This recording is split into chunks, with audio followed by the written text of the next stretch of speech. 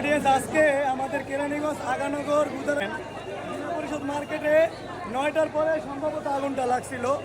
এটা এখন এখন মোটামুটি নিয়ন্ত্রণে আসছে, একদম নিয়ন্ত্রণে। এখন যে যার মালামাল সুন্দর মতন যেন পায়, এই জন্য সবাই আসছে। যেমন প্রতিটা দোকানে একটা মহাজন, 2টা সেলসম্যান, 3 জন করে একটা শোরুমে লোক থাকে।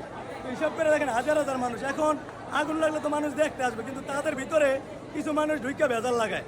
তো আমরা এটা থেকে বিরত থাকুম, আমরা ভালো থাকুম ইনশাল্লাহ। আল্লাহর কাছে ফরিয়াদ যে আগুনটা নিয়ন্ত্রণে আসছে।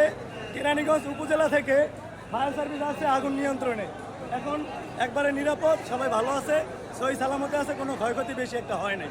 তো আমি আসলাম, এই আগুনটা সম্ভবত 9টার দিকে লাগছে। এই যে ঘুরে দেখো, রোডের ভিতরে পানি, এই যে ফায়ার সার্ভিস, হাজার হাজার মানুষ এখানে আসছে।